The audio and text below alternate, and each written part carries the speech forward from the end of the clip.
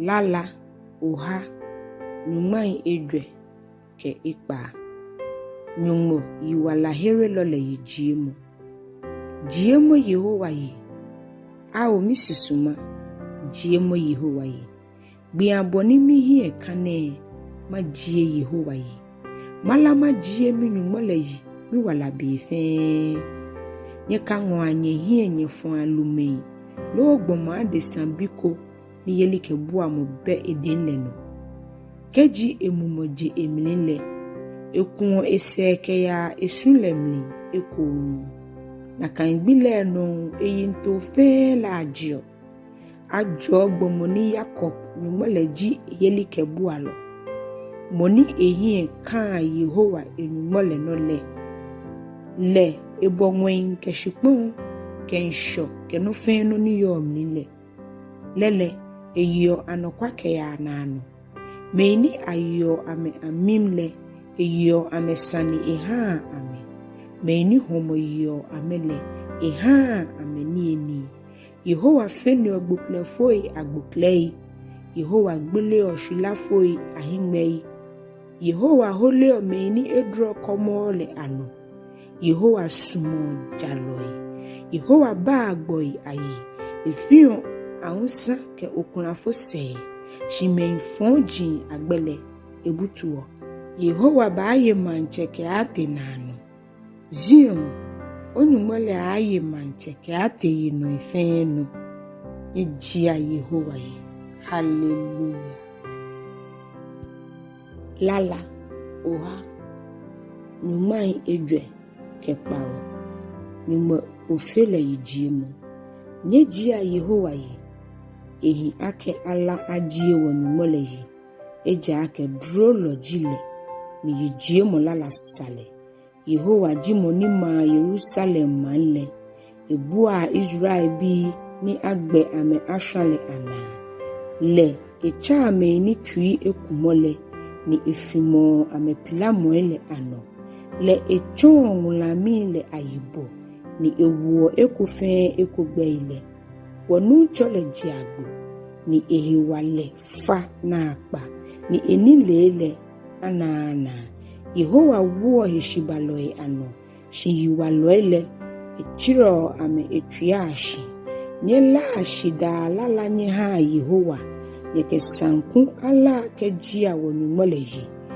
le eke atatui ha nwe ni eha nu ne oshipon leno ni eha dwe ikun yegonpoi ano le eha koloi ni eni ni ele okwa lobite abi ni bulole hu emi she na mo be opongo hiwalemni ni ebe tabiloi ahiwalehi mi she hu shimo Yehowa na me ni shiole gbe yele ahimi she ke me hu ni ke amehi efun esuomo ni se efo le nole ao Jerusalem kafomo Yehowa ao Zion jiemo onyumole yi eja akele ewadio ogbo ile ase adadaba ile pen ejo obi niyo omlile eha onsun anojo eha oto kema papa efa shiponle ninoni ekeole afiole oya eha snow nyon futa tamoto hecho eye egbe oboni efi ehwa tamolamu eshiro enutele eshuo shitamo fobitei na moanye efenle na edamu efa ni ewemole na ale nutele sirio eha ekoyo le twa ni nuile ho ejajio ewemole echon Israel eke ekpoi ke emlaile ha Israel efe ko na kainoko ehako manko dan emlaile hu amele ejia Yehowa yi hallelujah lala oha numai edwe kekpanyo jemfe ajie nyumoyi nyejia nyumoyi nyeja nwen nyejia Yehowa yi nyejia eyiye nwen flo nye Ebofo elefe nye jia eyi. Nye eta elefe nye jia eyi. Hunu kenyon chere nye jia eyi.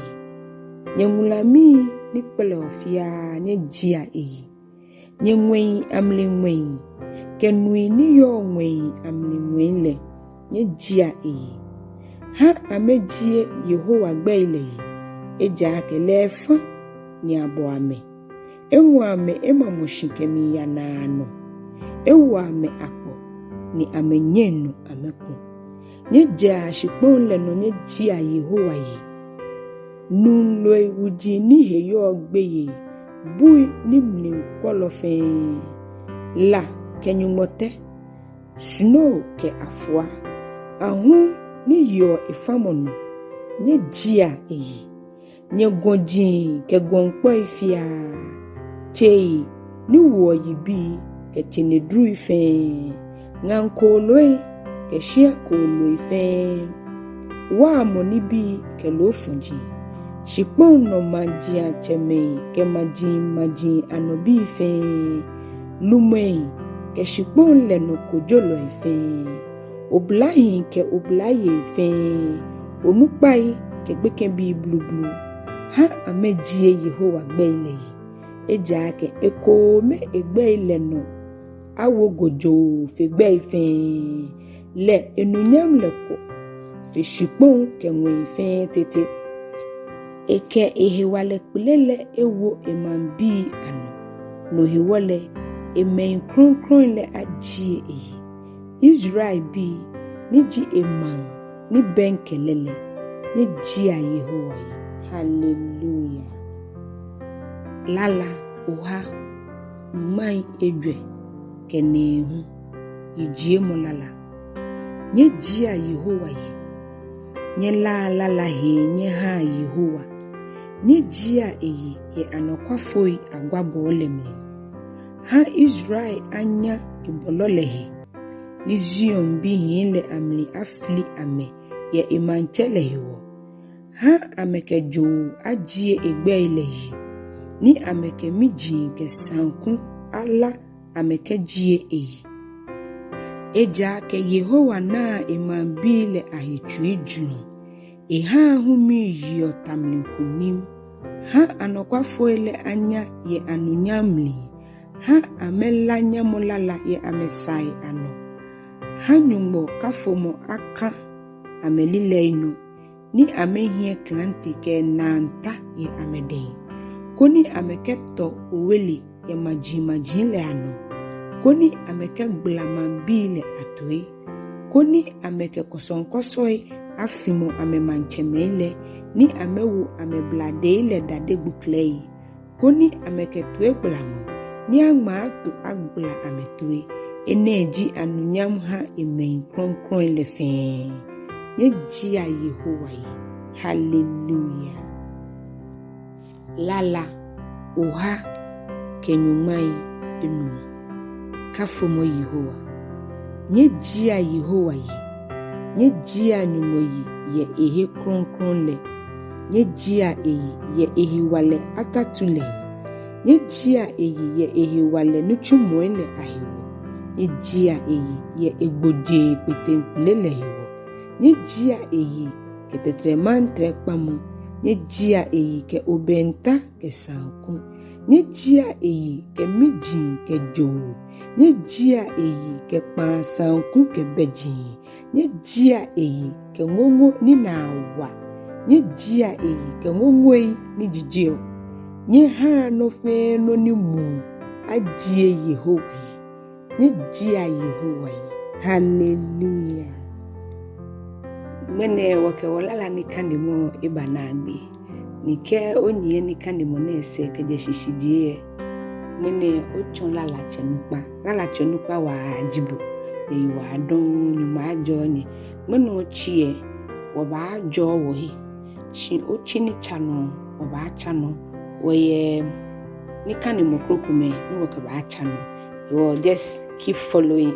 So what I briefly said was that today we have finished our Psalm series. And if you have been here right from the beginning, today you are a psalmist. You are a true psalmist, and God richly bless you. Next week we'll take a break, but the week after we have another series which is coming up. And please keep following and keep listening, and God bless you.